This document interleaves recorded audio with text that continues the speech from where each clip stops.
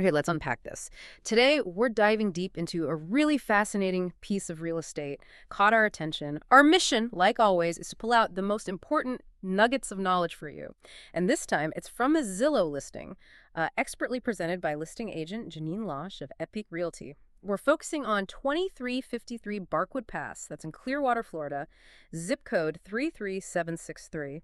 And this place, well, it feels like a shortcut to understanding that, quintessential Florida dream home. It blends updates with a really prime location. What's compelling is how it seems like that dream home up front, but then you dig a bit and there's a deeper value. Absolutely. And what's fascinating is how the basic details right away, they sort of set the stage for its real value, not just this specific house, but maybe as a case study for value in this market. So the 3-bedroom, 2-bathroom, single-family home, 1,481 square feet, built back in 77. Sits on a pretty decent lot, too, 8,760 square feet. It's listed at $399,900. And get this, a really low HOA, just $4 a month. These basics, they really lay the groundwork. Whoa, hang on. $4 a month. For an HOA, you barely ever see that anymore. What does an HOA that low tell us? About the community. What's the nugget there for listeners thinking about different HOA costs? Yeah, that's a fantastic point. $4. It suggests a very hands-off kind of community setup. Probably minimal shared amenities, no big community pool or clubhouse that usually drives up those fees. So the nugget is this. Low HOA means lower monthly costs, sure. But it almost always means more individual responsibility. Things like maybe exterior upkeep, yard work, stuff that might be covered in those higher fee places. It's a trade-off. Right, a trade-off. Lower cost, maybe more work for the homeowner. And speaking of responsibility, let's talk about the age, 1977. For some buyers, that might sound like, uh-oh, repairs needed. What's the insight about homes from that era, especially down here in Florida? That's a really critical nugget.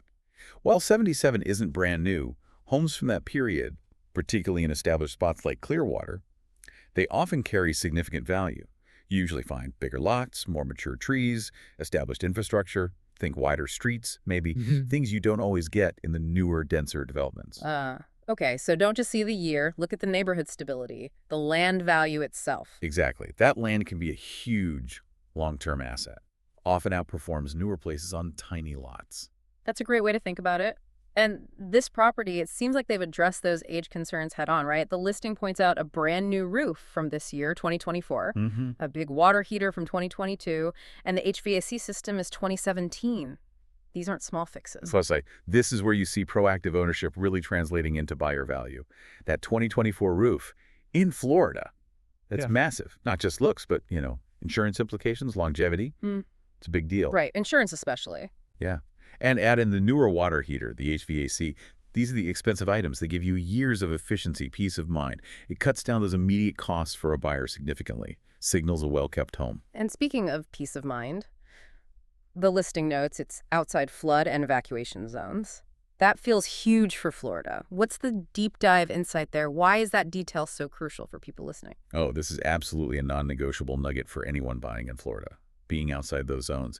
It dramatically affects your insurance costs long-term, specifically flood insurance, which can be really expensive and often required by lenders. Okay, so cost savings there. Big time.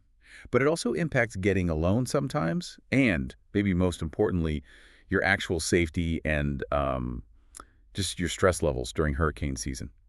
It's this kind of silent value add that buyers might miss in the excitement, but it saves money and provides real security.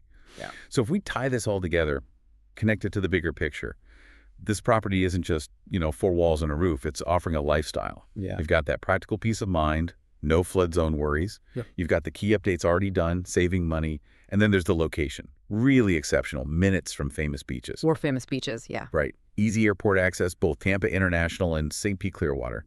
Plus, Woodgate Park right there. Pickleball, tennis, trails. Wow, okay. It's that blend of relaxation and activity. Makes it a real standout example of smart real estate, I think. So, thinking about all this, what does it mean for you, the listener? When you see a listing like this, what jumps out? Is it that peace of mind? Knowing the big stuff is updated, you're out of the flood zone. Or maybe it's the outdoor space, that screen lanai, the deck, picturing yourself enjoying the Florida sun. Or is it more about the convenience, the community feel, having parks, shopping, everything close by? What defines your ideal Florida lifestyle? And here's something to chew on.